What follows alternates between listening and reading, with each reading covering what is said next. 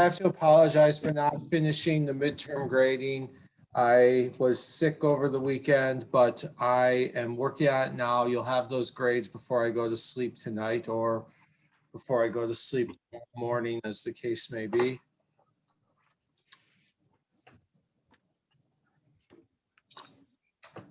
Are you saying that you've graded some of them? Well, I've graded a few problems on all of them. So I grade them one problem at a time. Got it.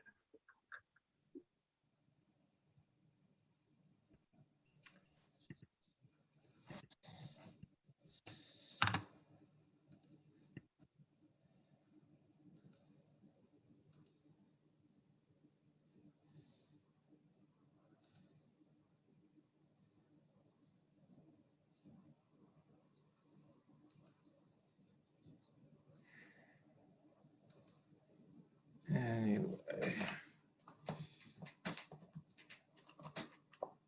Okay, so we are now in the part of the semester where we're going to be using mostly this book, A Student's Guide to Fourier Transforms. Even though I am going to deviate from some of the notation in there, how with Fourier Transforms, there's a tremendous amount of flexibility on notation. All right, so we've been talking about how you can make any periodic function, or almost any periodic function satisfying some continuity conditions and related conditions out of a bunch of sines and cosines whose frequency is a multiple of the fundamental frequency. Well, it turns out that it's not just periodic functions that can be made out of sines and cosines.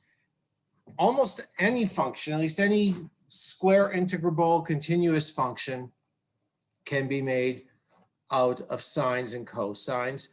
And in some sense, you're already familiar with this. When we think of sound, all right, you think about musical instruments, they produce notes. Well, the combination of many different notes on a musical instrument produces a song, which is in no way periodic, even if it has verses that repeat. The lyrics don't, which on a very basic level means that the sound does not truly repeat. And so we can look at the spectrum of sound coming out of them. Anytime you've seen a sound studio and you see umpteen million dials and lights, those are reflecting the fact that the sound is made out of many different frequencies and people are adjusting the amplification or the gain or the modulation of many different frequencies.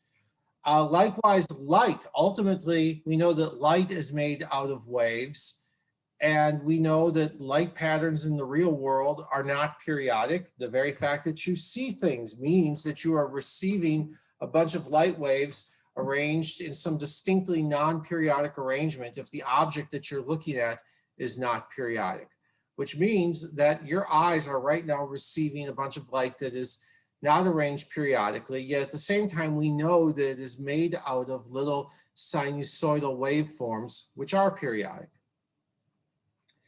And so what we could say is that the function f of x is, instead of a summation, we're going to say an integral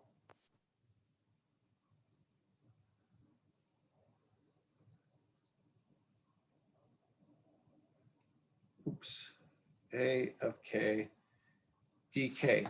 Now what this is saying here is that whatever our function might be, and f of x could be something distinctly non-periodic.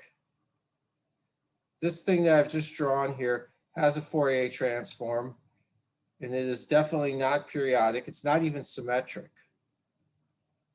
An integral is just a summation, right? It's a summation over things with infinitesimally, over things that are infinitesimally spaced.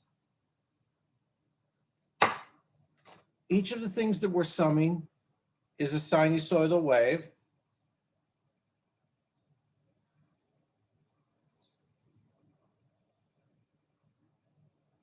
With frequency k. And each of those k's has an amplitude.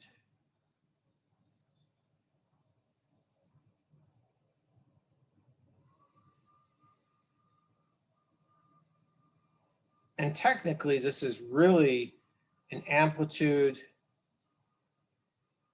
and phase, because A is probably some kind of complex function, right? It's probably not a single real number, but a complex number with an amplitude and phase.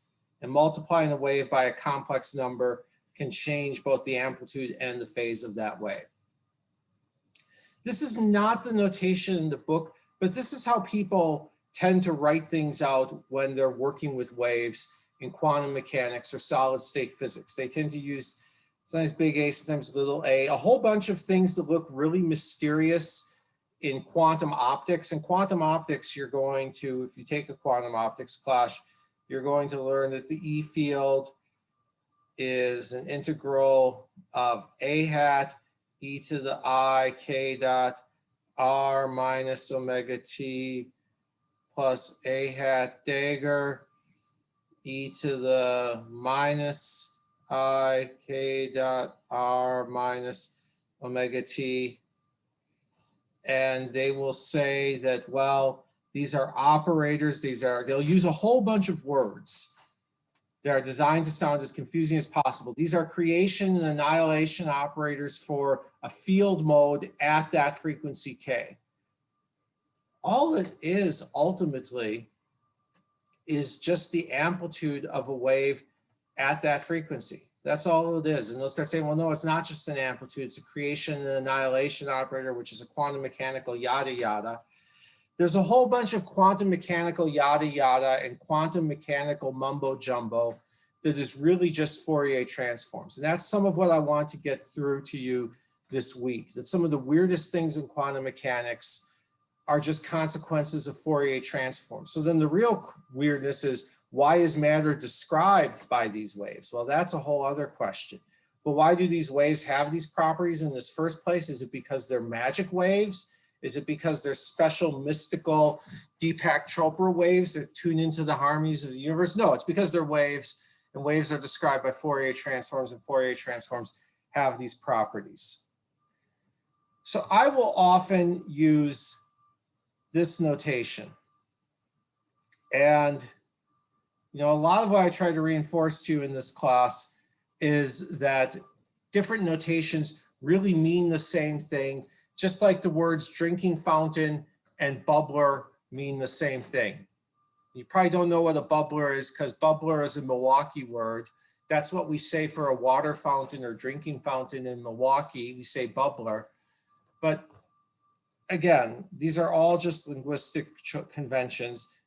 The choice to call this A of k is as much a linguistic convention as the choice to say, I'm driving on the 5 instead of driving on 5.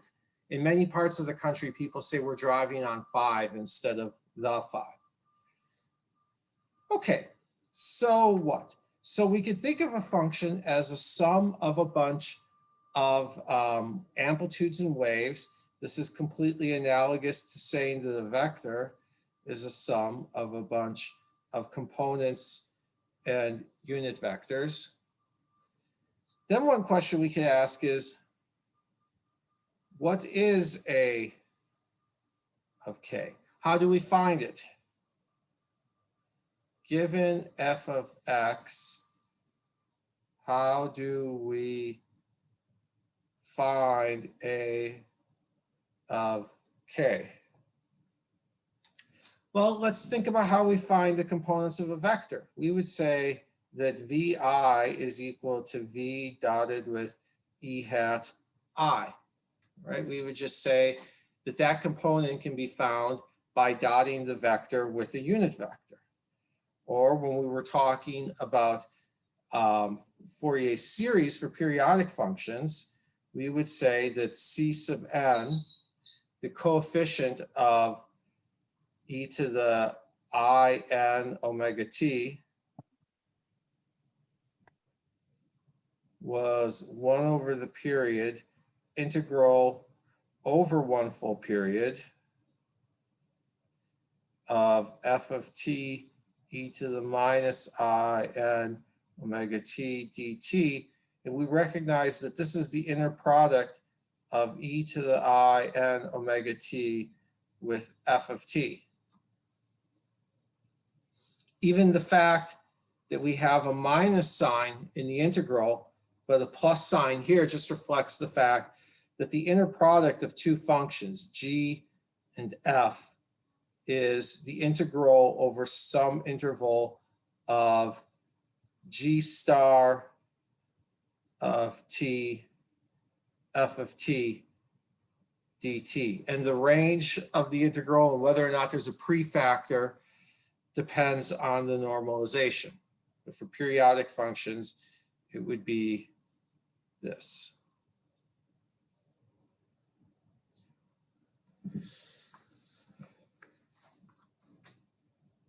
We even found that if we wanted to take a polynomial and break it down, if I've got some polynomial, which I will again call f of x could be written as the sum of CL PL of x. And we were only considering polynomials of finite degree. In a few weeks, we'll do polynomials of infinite degree. We found that CL was the integral from -1 to 1 of, strictly speaking, I should be right, as f star of x, PL of x, dx. Okay. Somebody asked if what I should be integrating over is dk. Yes, this is dk. And this is also dk.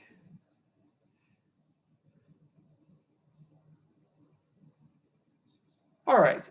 So what I'm saying is that again and again, whenever we've tried to take a function and break it down into pieces, or take a vector and break it down into pieces, we find that those pieces can be computed by taking a dot product or an inner product. And so for the same reason, we find that a of k is 1 over 2 pi integral from, minus infinity to infinity of f of x e to the minus I kx dx.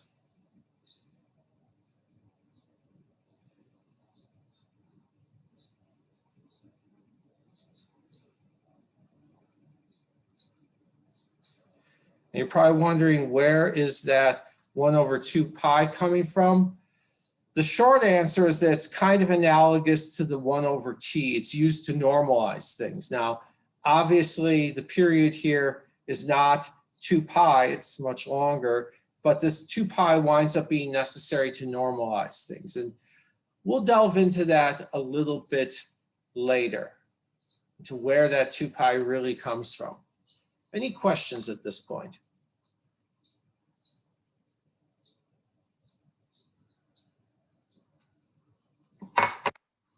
So with the inner product, are you just trying to find like the coefficients of f of x with respect to e I k x? Yep, that's all that a of k is. A of k is the coefficient of e to the I kx when we expand f of x. And f of x can be any function we want, right? Or as long as it's like sinusoidal? Oh no, f of x doesn't have to be sinusoidal.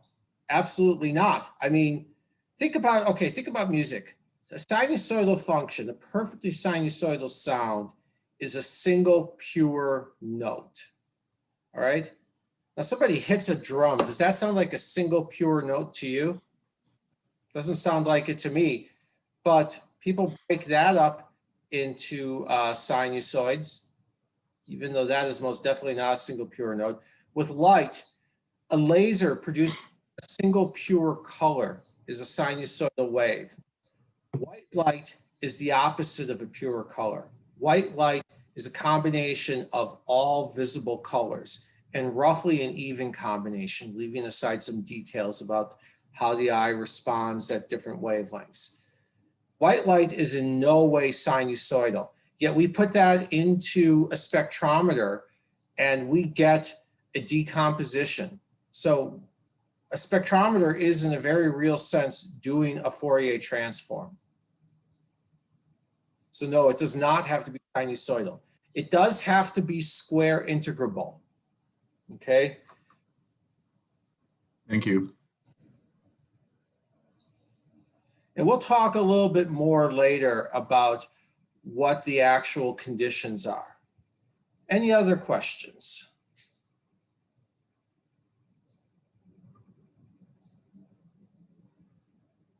Going once, going twice.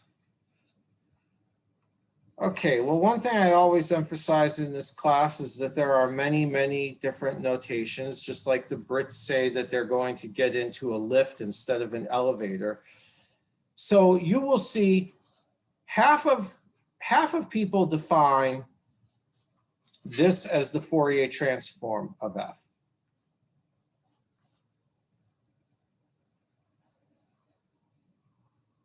Half of people will say that this is the Fourier transform, that taking F and breaking it into K is a Fourier transform, and that this up here is an inverse Fourier transform.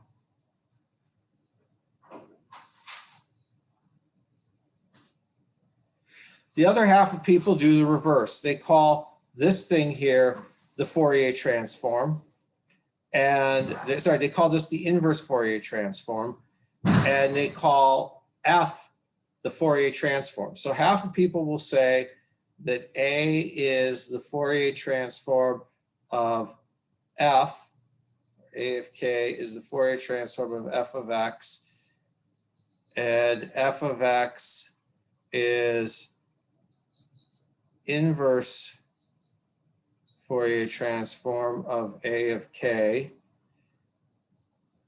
Others will say F of X is the Fourier transform of A of K, its spectrum.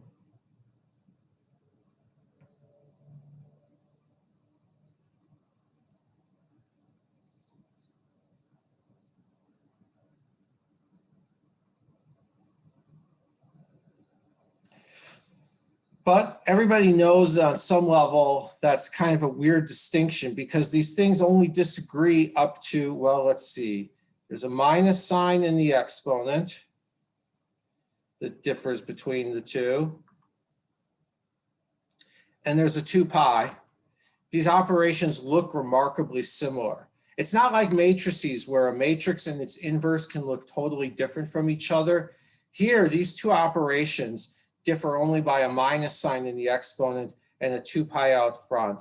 So most people will say that F of X and A of K are a Fourier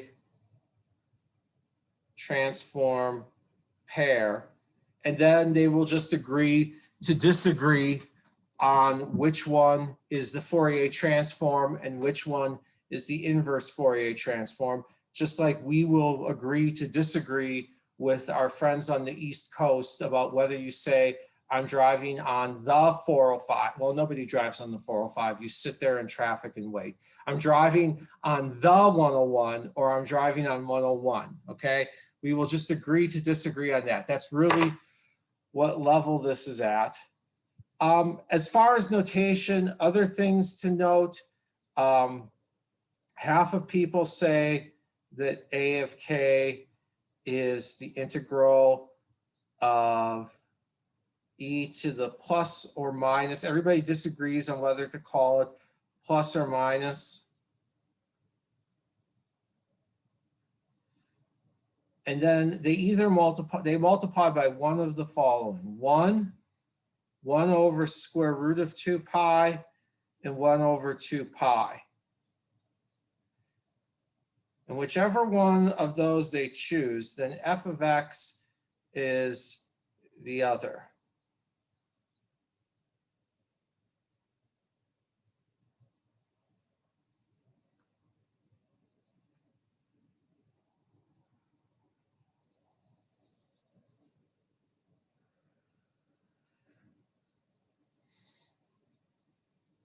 All right.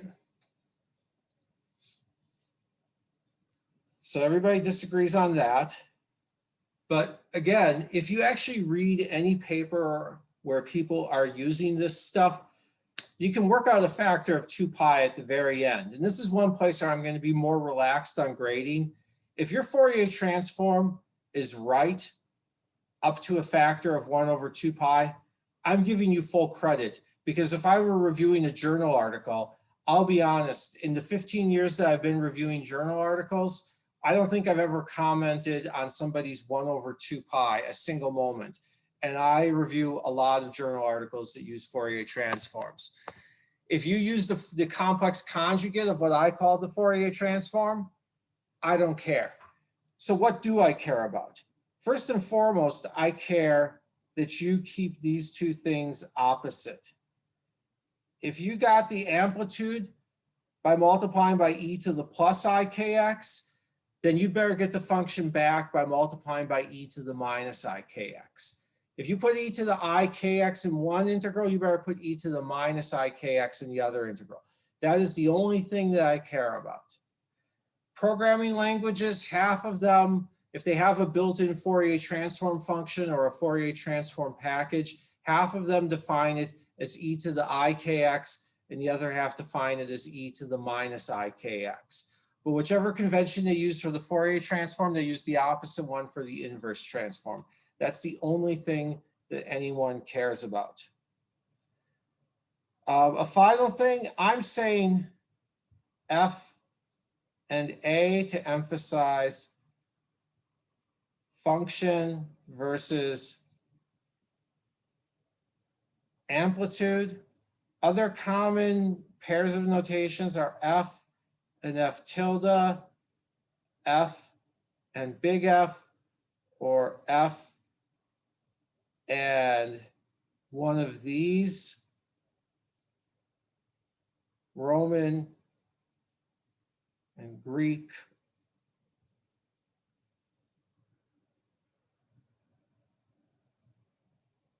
Lower in caps. I've reviewed papers for journals that use every conceivable notation. I don't really care. Grown-ups get used to it, just like grown-ups get used to the fact that people from the East Coast name the highways wrong. Grown-ups get used to the fact that English doesn't have nearly as many dialects, but people speaking other languages just get used to the fact that, say, someone in Spain is going to say vosotros to address a group instead of ustedes. You just get used to these things, all right? These are just things that you get used to. We get used to the fact that people in the UK say schedule and they spell words strangely, all right? And I know I harp on it a lot, but one of the most important things for learning physics is to not be scared of notation. You can't be scared of a wall of symbols. And if you're gonna deal with a wall of symbols, then you deal with the fact that people use different dialects and write the symbols in different ways. Any questions?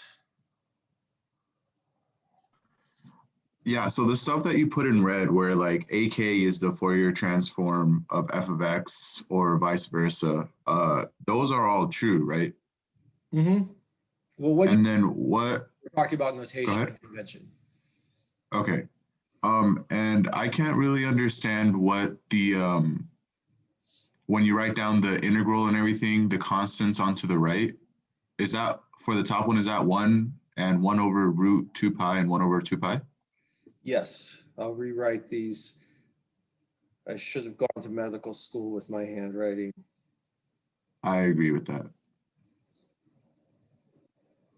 You have perfect doctor handwriting. And so, and for the bottom, it's just the same thing except reversed. Yeah. Yep. Okay. If you multiply one of your integrals by 1 over 2 pi, you don't need a 2 pi in the other integral. If you multiply one of your integrals by 1 over root 2 pi, you better have a 1 over root 2 pi in the other integral. So that by the time you've gone through this, you've multiplied by 1 over 2 pi. There is another way of doing it, a way that our book likes to use. And I could try to do it the way the book does it. The problem is that as nice as this book's notation is, absolutely no one else uses it. So asking me to use that notation is like asking me to pronounce the word B-A-G as bag instead of bag. I'm from Wisconsin, we say bag. I can't get bag out of my vocabulary. And saying e to the ikx instead of e to the 2 pi I px, that's the notation that the book uses. The book says that f of x is the integral of phi of p e to the minus 2 pi I px dp. And so because they do dp instead of dk, well, k is equal to 2 pi p. So dk is 2 pi dp. There's an implicit 2 pi in here, which cancels out a 1 over 2 pi. So then they can just say that phi of p is, and this should be from minus infinity to infinity, of f of x e to the 2 pi I px dx. All right, that's how they do it. And I just can't drag those 2 pi's around. I spent too long learning to not drag 2 pi's around. There's another reason why I don't drag 2 pi's around. And it's not just that I'm old and stuck in my ways and from Wisconsin, so I say bag instead of bag. It's that in quantum mechanics, a plane wave is e to the I px over h bar, or in grown-up units, e to the I px h bar equals 1. To suddenly put a 2 pi in there, and by the way, this p in quantum mechanics really is momentum, okay? So to suddenly put a 2 pi in there, the only way that that could work is if we said that psi is e to the 2 pi I px over h instead of h bar, because h bar is h over 2 pi. That's the only way that we could do this.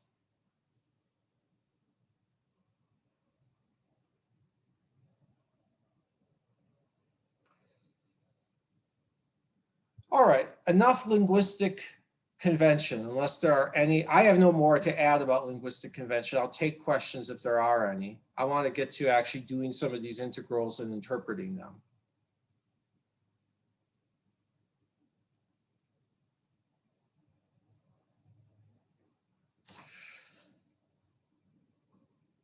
All right, first example. F of t is e to the minus gamma t, assuming gamma and t are both greater than or equal to 0. Well, then a of omega would be the integral from minus infinity, sorry. Yeah, it'll be from minus infinity to infinity of f of t, e to the minus I omega t dt, but f is 0 for t less than 0. So this would be the integral from 0 to infinity of e to the minus gamma t, e to the minus I omega t dt. And you should have done that in today's assignment, and you should get 1 over gamma plus I omega.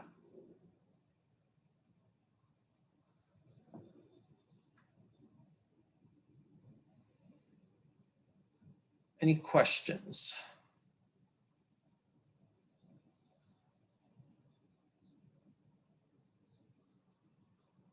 Well, let's start interpreting this. What people usually talk about, the thing that's actually easier to measure is not the Fourier transform, but the absolute value squared. That's usually called the power spectrum or the power spectral density.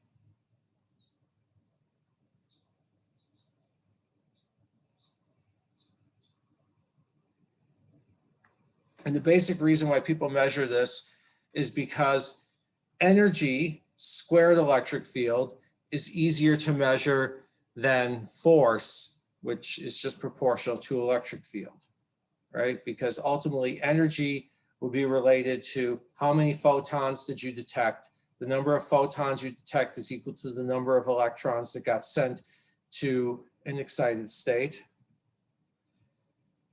So the absolute value of A of omega squared would be, well, be this thing multiple, would just be A of omega, A star of omega, which would be 1 over gamma plus I omega times gamma minus I omega, which would be 1 over gamma squared plus omega squared.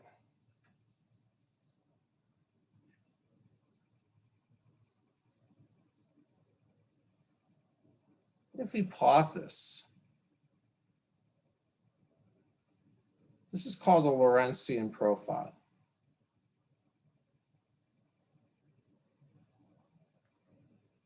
Peak value here, 1 over gamma squared. And then as we go away from zero frequency, the denominator gets bigger, so this function gets smaller. And people will usually measure the width in a few different ways. The easiest way to measure the width is at half max.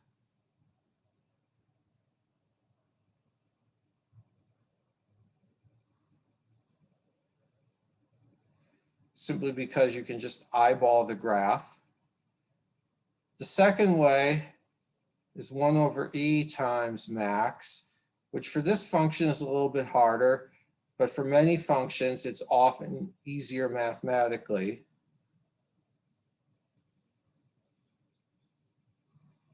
And the third way, which we might get to next week, is via the second moment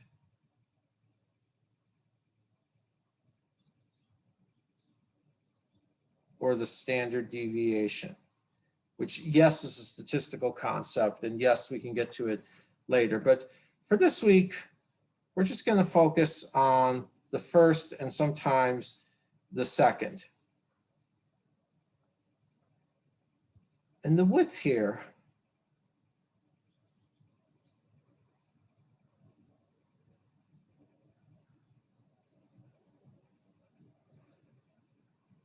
well, let's see here. The maximum is gamma.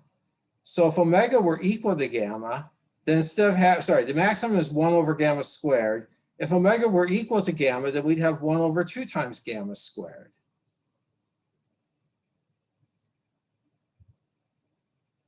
Professor? Yeah. I'm confused where you did A times A star. I thought we'd have to like rationalize the denominator first before doing the complex conjugate. Rationalizing a denominator is something that's required by high school math teachers, but rarely done in advanced math. Okay, then. Yeah, we don't normally, rationalizing a denominator is a convention rarely followed, is what I'm trying to say. That it's something that they decide to harp on in high school for some reason, but it's something that's rarely done in practice. Rarely done when we're using this stuff. We can just simply multiply the function by its conjugate and be done with it. Why is my device doing that? Okay. Other questions?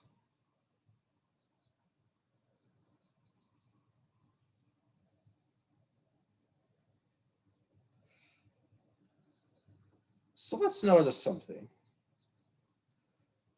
The width, depending on how you measure it, is proportional to gamma, or the width of A of omega squared. Now let's think about the meaning of gamma. If I were to plot f of t,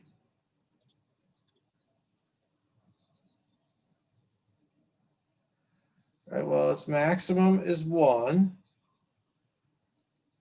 and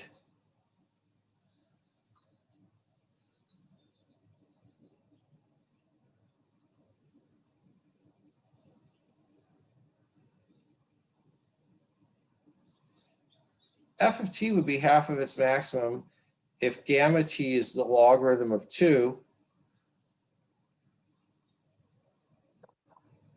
or t is ln 2 over gamma. And so if we say that delta t equals the width of f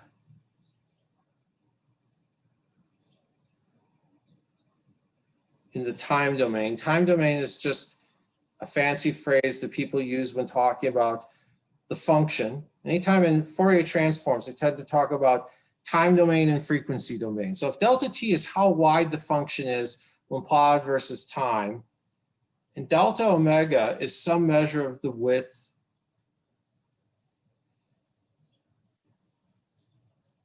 of the Fourier transform of f. Well, let's see here. Delta omega is gamma. Delta t is ln of 2 over gamma.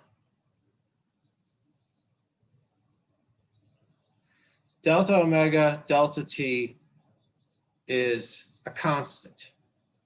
And no, I haven't defined these things rigorously. The actual the proper definitions of width for the uncertainty principle, which we might do next week, are a separate thing. But even just using the crude measures of width, we see that if we make gamma really small, if gamma was really small, then it would take a long time for this function to decay. So the graph of f of t would be really wide.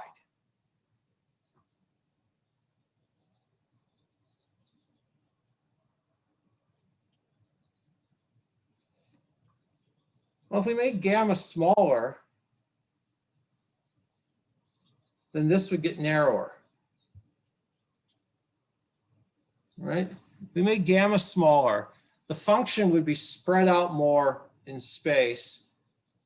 The spectrum would be narrower in frequency space. In the time domain, it would be wider. In the frequency domain, it would be narrower. And vice versa. If we made gamma really big, then it would decay. Why did that?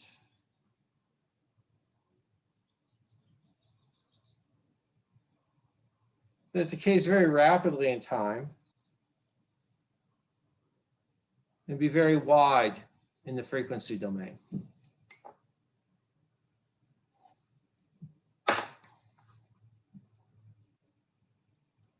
Any questions?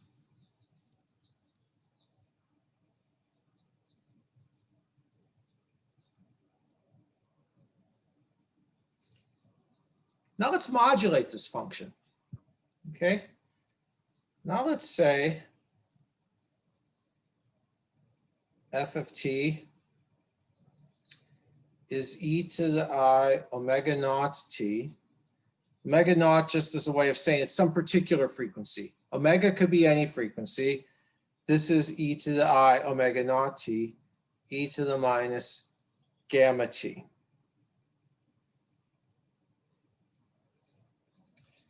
A of omega will be the integral from 0 to infinity.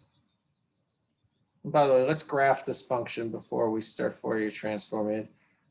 All that this function is going to be is a decaying oscillation, right? Strictly speaking, I'm only plotting the real part here.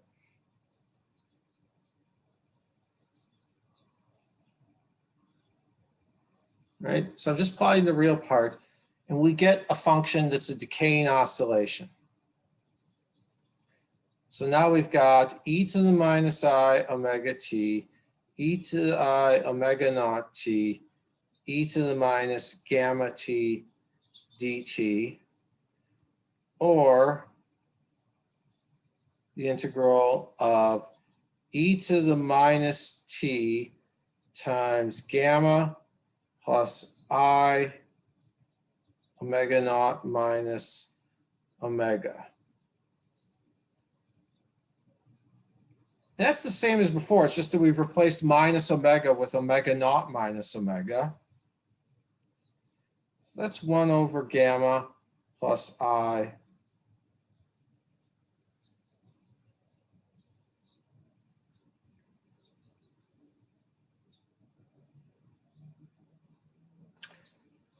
so a squared, the absolute value of a squared is going to be 1 over gamma plus I omega naught minus omega times 1 over gamma minus I times omega naught minus omega. We're left with 1 over gamma squared plus omega naught minus omega squared.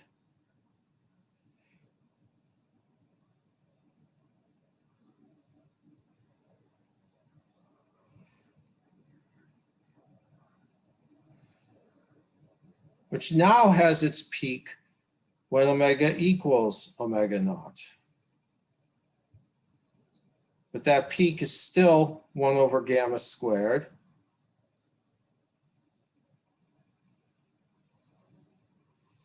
It still decays like that.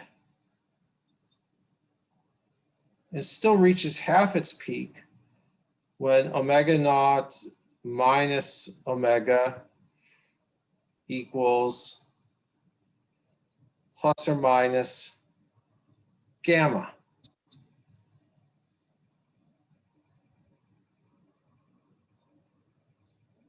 Here, omega naught minus omega would be negative gamma because omega is bigger than omega naught. Here it would be gamma because omega is smaller than omega naught. But either way, we again see that the width is equal to gamma.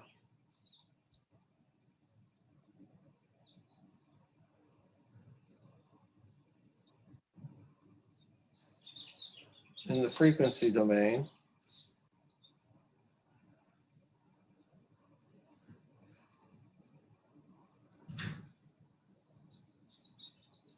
And the width in the time domain is still just ln2 over gamma.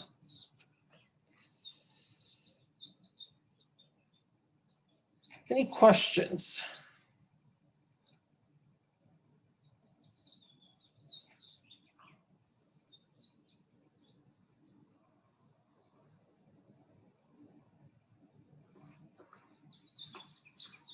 So here are our lessons. Delta omega, delta t, the product of those widths is still of order 1. You say, no, it's not 1, it's ln2. Well, it's within a factor of 2 or 2 pi of 1. For all these things that we do, we're going to keep on finding that this thing is somewhere between 1 over 2 pi and 2 pi, again and again.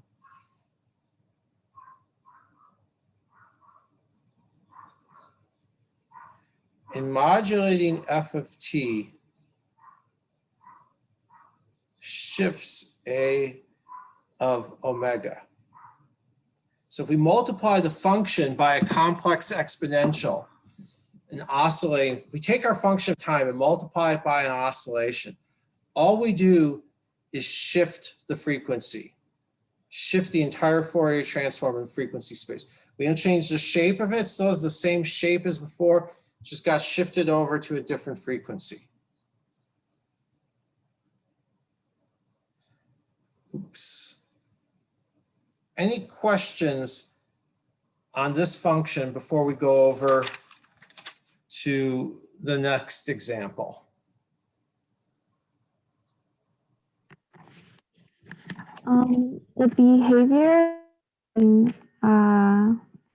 it's the same as like a shifting parameter from, right? Sorry. Yeah, so what we're going to find with our next example is if we shift in the time domain, then we just multiply the Fourier transform by an exponential. So if we multiply by an exponential in one domain, we shift in the other. If we shift in one domain, we multiply by an exponential in the other. So yeah, we're going to find that these two things are equivalent. You're on the right track there. It's just so it because it really reminds me of like probability distribution functions. So I'm guessing it mirrors that Yeah, behavior wise. yeah. I mean, it turns out, for instance, that the square of the Fourier transform in quantum mechanics, if we take the Fourier transform of the wave function, square it, we get the probability of the particle having a particular momentum. Okay, cool. Thank you. Mm-hmm. All right, our next function is often called a top hat function. It's something we've seen before. It was so trivial, we didn't even bother to give it a name. But this is a function. It's equal to 0 out here, 1 here, between x equals plus a over 2 and minus a over 2. And this is often called capital pi of x, simply because capital pi looks almost like this square.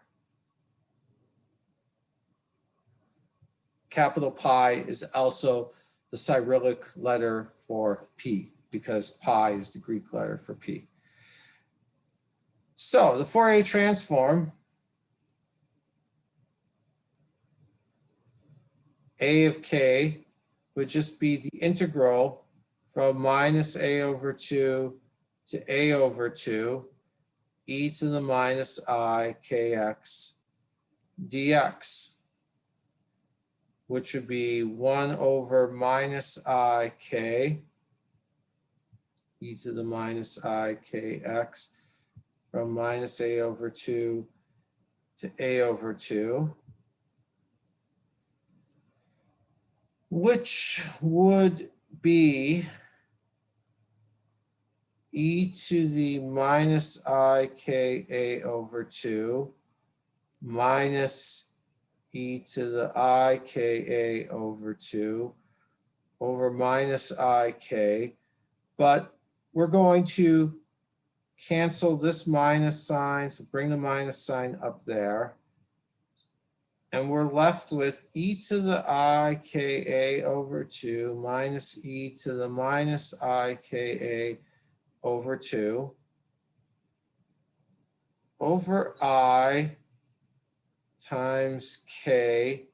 And I'm going to put a 2 here and a 2 there, because if we've got the difference, if we got e to the I something minus e to the minus I something over 2i, that's a sign. I'm going to multiply top and bottom by a. And what I'm left with is sine ka over 2 over ka over 2 times a, or a times the sinc of ka over 2, where sinc is just sine of the input divided by the input. And we've seen this before. Any questions on it?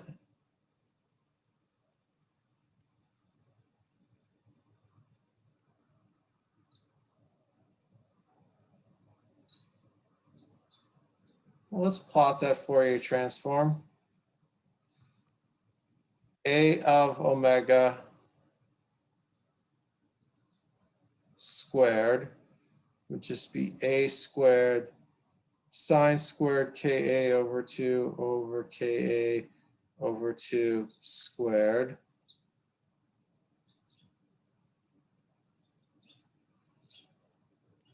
So it'll just look like that. And this decays to 1/2 if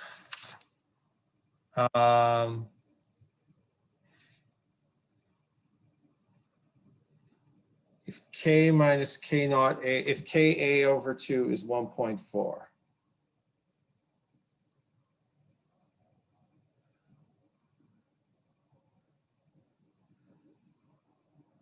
So k equals 2 times 1.4 over a. Now k, this is its width. This is really delta k. This is its width in frequency space. This is how far off you have to go before the amplitude is decayed significantly. But a is the width in, or really I should say a over 2 is the width in position space, right? A over 2 is how far off you have to go before it decays. So delta k times, this would be delta x. Delta k times delta x would be 2 times 1.4 over a times a over 2 equals 1.4.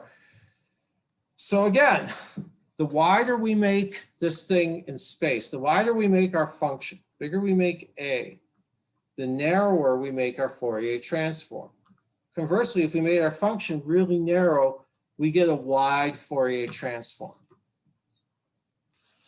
And this is exactly like something you're going to see in quantum mechanics. In quantum mechanics, the function that the wave function in position space, you can Fourier transform it and get the wave function in momentum space. All that means is that if we have some probability distribution telling us how likely is it to be at this position versus that position versus that position, and we've got some other probability distribution telling us how likely is it that the particle has this momentum versus that momentum versus that momentum, the wider you make one of these distributions, the narrower you make the other.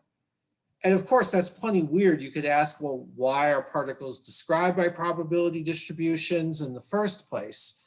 Why are those probability distributions such that going from one of them to the other involves a Fourier transform? The answer to that part is that the particle is a wave. If you ask, why is the particle a wave? Well, I don't know. That part's weird. But if you ask, why is it that the wave behaves like this, that when we spread it out really widely in terms of position, we get something with a very narrow spectrum. If we spread something out, if we confine something to a narrow range of positions, a very narrow wave, we get a wide spectrum. That's from Fourier transforms. So in one sense, the uncertainty principle in quantum mechanics isn't at all weird. It's a natural consequence of Fourier transforms in waves. In another sense, it's plenty weird. Why are the particles waves in the first place? Questions? Professor? Yeah. What does the Fourier transform of the Dirac delta function look like then? Since that's like a very narrow distribution. That is infinitely wide, and we will get there. If not today, then certainly Wednesday. But we will get there. Other questions?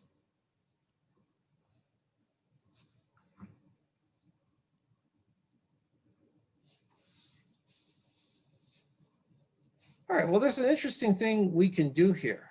One question we can ask, we know that f of x is equal to 1 over 2 pi inverse Fourier transform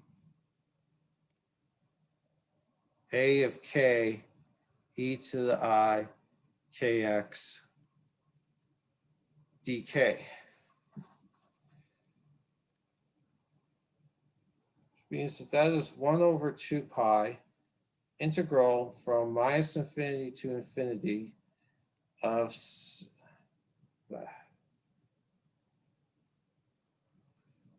sine ka over 2 over ka over 2 e to the I k x dk. This thing turns out to be equal to our original function. It has to be our original function. This thing is 0 if the absolute value of x is greater than a over 2, and it's 1 if the absolute value of x is less than a over 2. Now there's two ways to prove that. One is to actually do a bunch of very complicated tricks with this integral. And there are tricks that you can do with this integral. If you Google for Fourier transform of sinc function, you can find the tricks with these integrals. It's not at all obvious. It's more complicated than differentiating with respect to a parameter under the integral, but you can do it. The other way you could do it is you could just invoke the fact that Fourier transforms work. If I've got the Fourier transform of a function and then I inverse transform it, I have to get the original function back. And that's what Fourier transforms enable us to do. They enable us to do a number of integrals that would be really, really tedious if we try to inverse transform the hard way. If we didn't know that this integral that we have is really the inverse transform of something, it would be a really tedious integral. But if we know that, hey, what we've got here, our integrand is the Fourier transform of something simple, then the integral we're doing is the inverse transform of that transform. So we know that this integral here has to be the top hat function. Questions?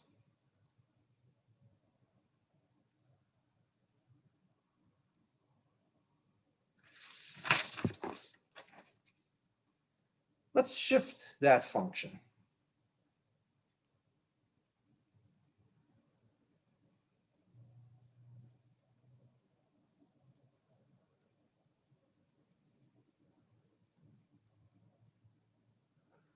X naught plus a over 2, x naught minus a over 2, 0, 1.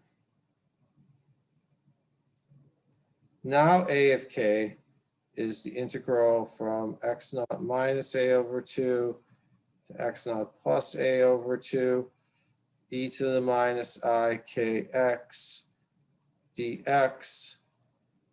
Well, now this is just going to be the same thing as before, except it's going to be e to the minus I k times x naught plus a over 2 minus e to the minus I k times x naught minus a over 2 all over I k.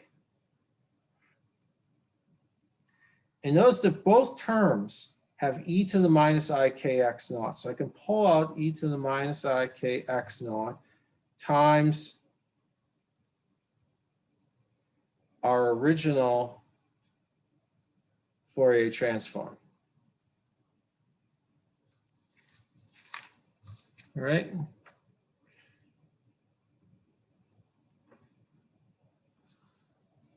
So now I've got e to the minus I k x naught times a times sinc of ka over 2. So just as modulating a function shifted its Fourier transform, shifting a function modulates its Fourier transform.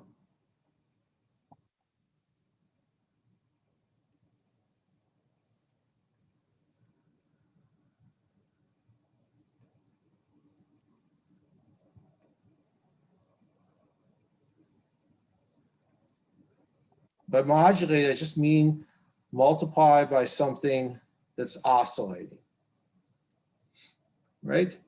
If I shift a function, I modulate the Fourier transform. If I modulate a function, I shift the Fourier transform. And there's symmetry.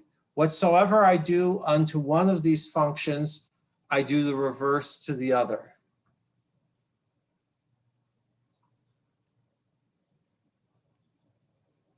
And then the final thing we could do is we could shift and modulate.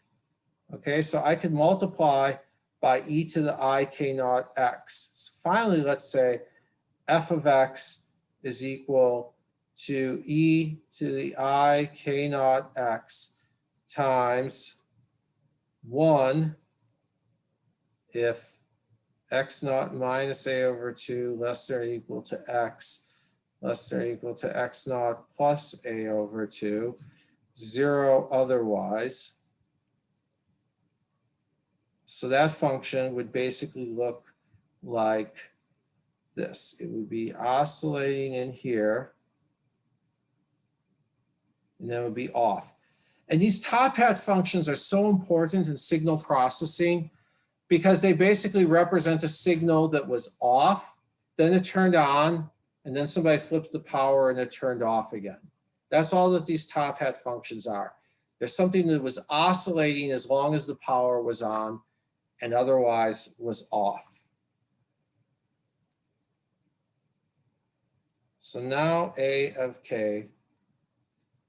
Question. Yeah. Gracias. Yes, out there? No, nothing. Sorry. Okay. So now it is again the integral from x naught minus a over 2 to x naught plus a over 2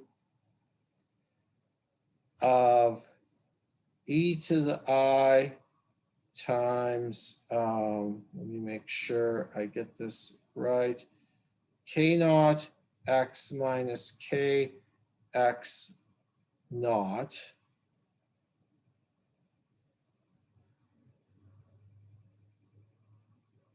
dx. And then this one is really easy to mess up if I'm not careful. Now it is 1 over I times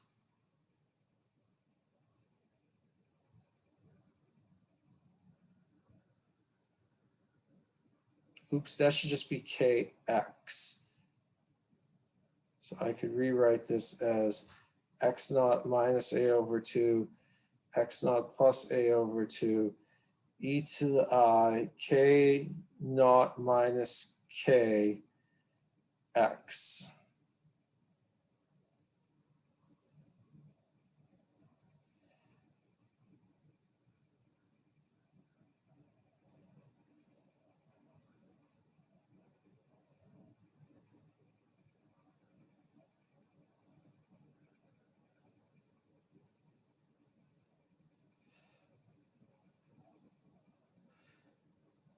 And then finally, I put all of this together, and I wind up getting e to the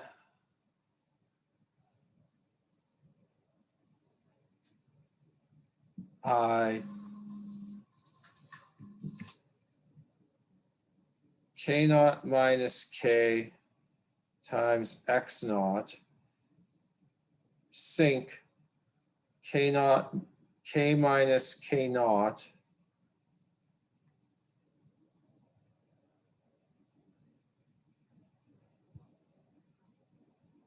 a over 2. I'm just going to skip some of the algebraic gymnastics there. And if I were to plot a of k squared, well, when I take the absolute value of this thing is 1.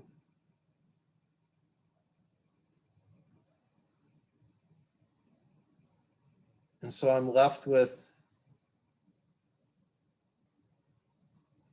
this,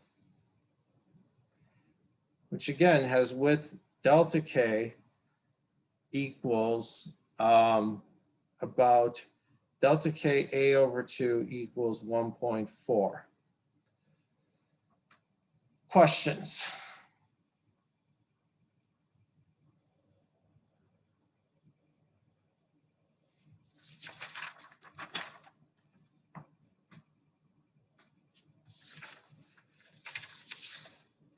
What I want you to take away from this is that now we have a function where we shifted the function, which modulated the Fourier transform.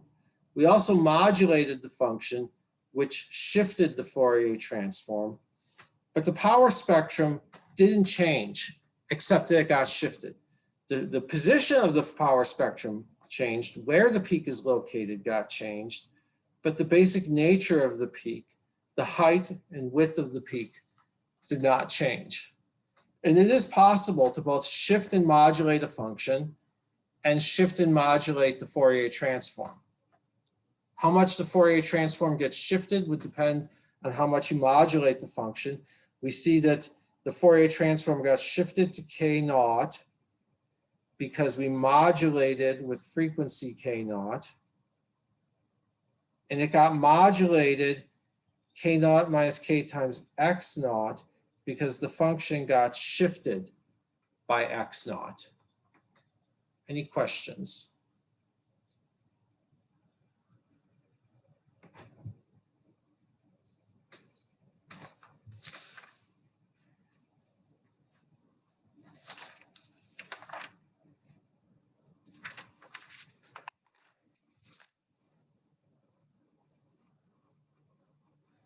All right, then let's do one more and then we'll spend a little time playing around in Mathematica.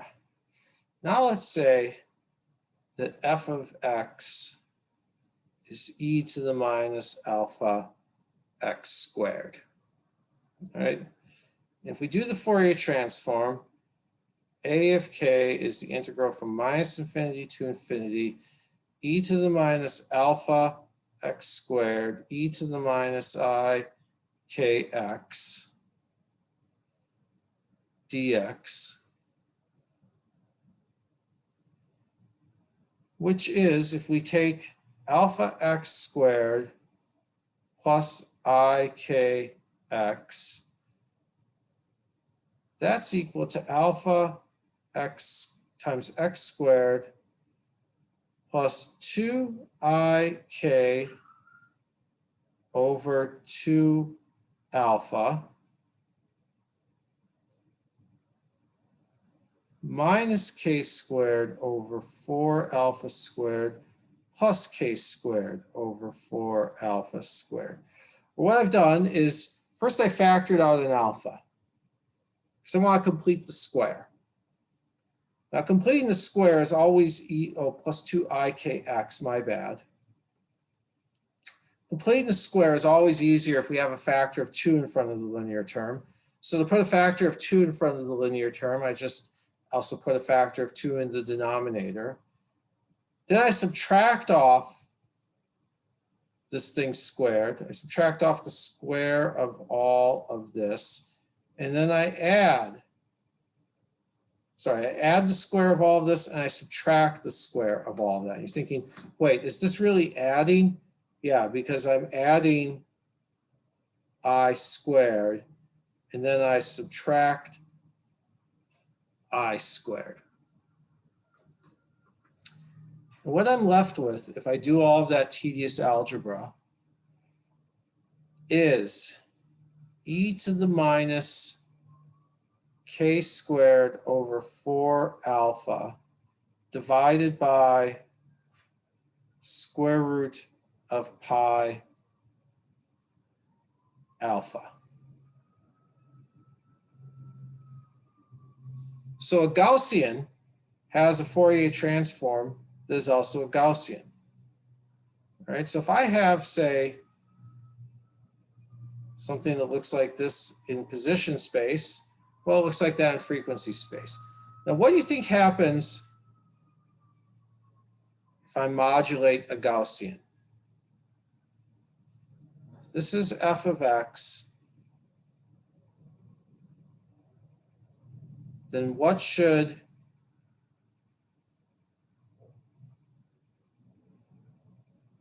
a of k squared look like?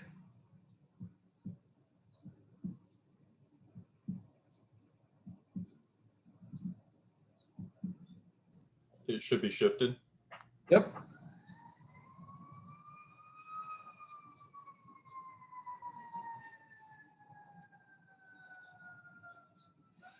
Or this thing here, actually I should do it in red. This thing here is just going to be e to the I k naught x e to the minus alpha x squared. All right.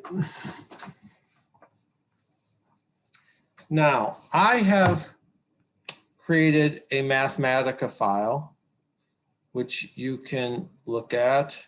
I'm going to share my other screen now.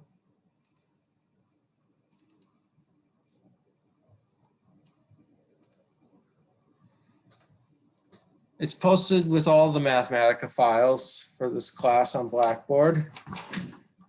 And what I've got is a plot of cosine k naught x times e to the minus alpha x squared. So it's the real part of the modulated Gaussian. All right. So there is a modulated Gaussian, and Mathematica is freaking out because eventually some of these things get too tiny to really plot the Fourier transform effectively.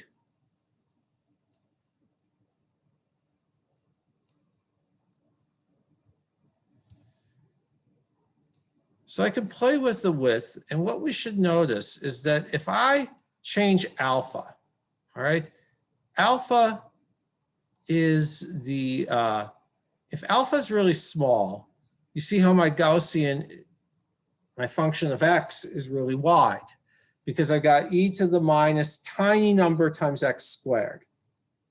And if I've got e to the minus tiny number times x squared, then this thing isn't going to decay for a long time until tiny number times x squared becomes comparable to 1. So x squared becomes comparable to 1 over the tiny number. Whereas if I make alpha really big, now I got e to the minus big number times x squared. As soon as x is comparable to 1 or 2, suddenly I've got e to something really huge. And you see that sure enough, on here, it dies down. But if I make alpha huge, and I make my Gaussian, my function of x, really narrow, my spectrum becomes wide. Whereas if I make alpha really tiny, then my spectrum becomes narrow.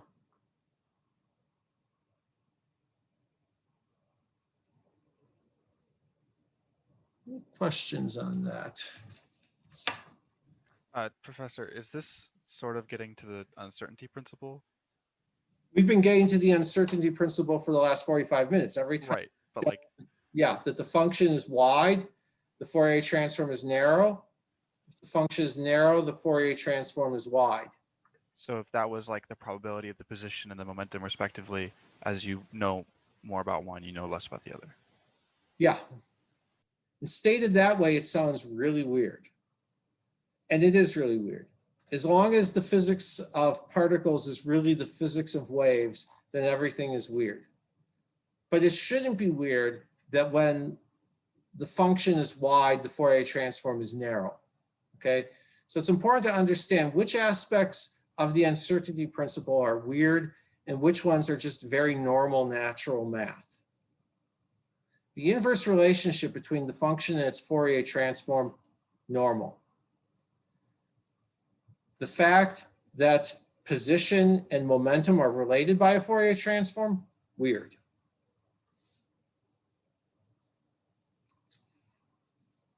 I'm going to go back to my other device for a few minutes. We're just going to begin to introduce a way of thinking about this. So my Fourier transform, I've got an alpha in the denominator. Let's say we've got a tiny alpha. Two things happen. One, my Fourier transform blows up. Three things happen. One, my Fourier transform blows up because I'm taking 1 over a tiny number.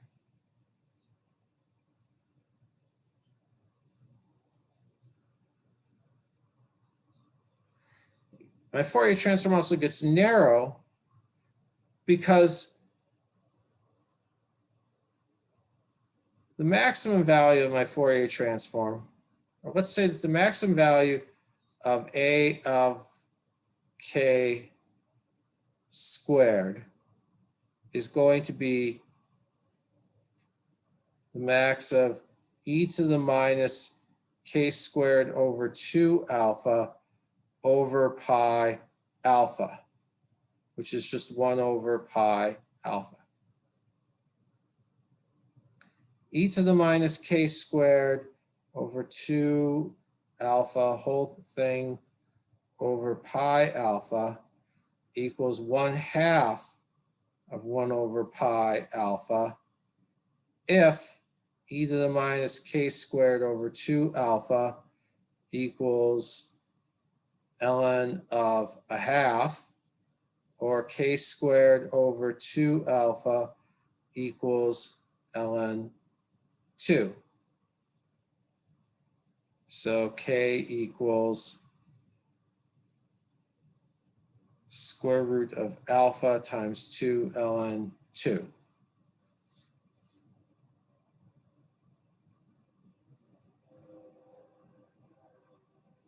So as alpha goes to 0, our Fourier transform gets really narrow. And it also blows up. The area under the curve doesn't change, right? But the Fourier transform blows up as alpha goes to 0. Meanwhile, in position space, e to the minus alpha x squared equals 1/2 the max if alpha x squared is ln 2, or x equals square root of ln 2 over alpha.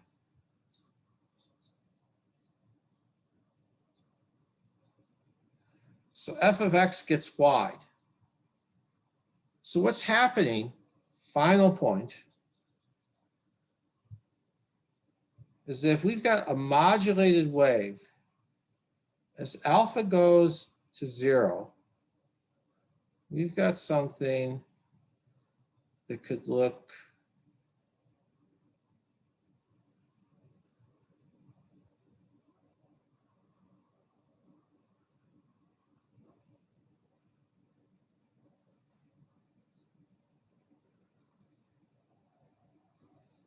like that. If you just watch it for a cycle or two, you don't notice the decrease. You have to watch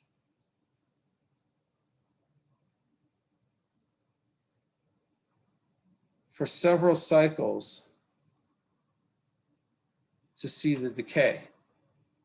We're going to pick up with that idea next time, and that'll take us to delta functions, and we'll talk about delta functions. We'll talk about some other properties of Fourier transforms.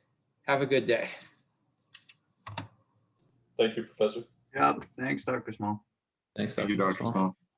You're welcome. Thank you. You're welcome.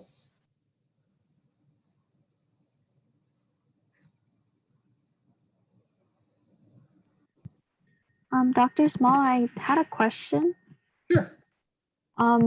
It might not be a quick question, so if it's not a quick question, please tell me because I'm not really sure. Okay. So I'm looking into applying to some programs that require me to make a research proposal. Okay. And one of my interests is actually like field biology. So I found an article regarding the title is Fourier Transform Infrared Microscopy and Imaging, Detection of Fungi in Wood.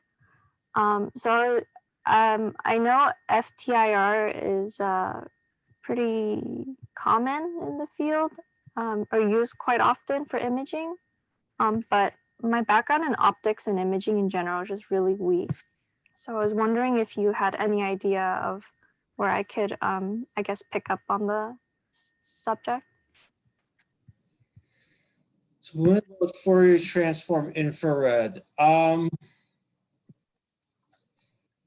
best. Or anything, sorry, or anything that pertains to like subterrestrial imaging or in detection of, I don't know, beneath the ground. Okay. I don't know a lot about, say, imaging things that live in soil, if that's what you're asking about.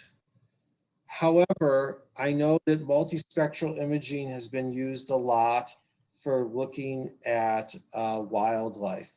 So I might look for applications of multispectral imaging in wildlife biology. If keep this in mind, in any field, if you just look for, you can find umpteen million different techniques applied. So if the question is, can I find a paper that uses this technique, I can always find a paper that uses that technique. If a technique is really widely applied, that's a different thing. So if you're saying that Fourier transform infrared is really widely used in that field, then you really need to talk to a chemist, because they know more about FTIR than most physicists, or at least more than this physicist, than most physicists that I know. Really? Okay. I wasn't sure. Yeah, so I think chemists are the people to talk to. Dr. Corcoran in the chemistry department, Timothy Corcoran, I'll type his name into the chat so you have the spelling. Timothy Corcoran in chemistry is the most clever spectroscopist that I know. You can tell him that you're a student of mine and you were interested in learning about spectroscopy applied to, that you had an interest in FTIR. And I don't know a lot about it, but I figured he would. Now, tell me a little more about these research programs, because writing a proposal from scratch for a technique you've never used before is kind of dubious. In my experience, a lot of these programs, they want one of two things. They either want someone who's already done some research, so you're writing an application based on a technique you've already used, or they want you to first find a mentor, and then the research proposal is really a test of, have you done the reading that the proposed mentor recommended? Yeah, so what you just mentioned was also my impression. I've been talking to my advisor, Dr. Wheeler, and how it goes is, from basically what I've learned, is many different ways. It's either I can talk about what's interesting to me, and maybe I don't know much about it, but to show, I guess, my enthusiasm in research in general, or I can basically, look into some established research experimental methods in, I don't know, common research topics, or go by some instructors already, as like professors' established study, and go with that. So I guess I'm just trying to cover my bases in terms of trying to develop my own interests, as well as looking into other common things, I guess. So you're interested in wildlife biology. What brought you to physics then? Well, I'm a physicist first. The biology was just something like on the side as a hobby, I'd say. There's nothing wrong with being interested in biology as a physicist. I've done things applied to biology. So that usually biophysics is more molecular. So wildlife is an interesting direction. But if you're interested in spectroscopy, are you interested in spectroscopy for its own sake, or because you saw it's something applied to biology? Mostly the latter. So I'm just trying to, I know they're not very good. Oh, sorry, it's still recording, so I don't know. Yeah, Sorry, maybe turn off. your time.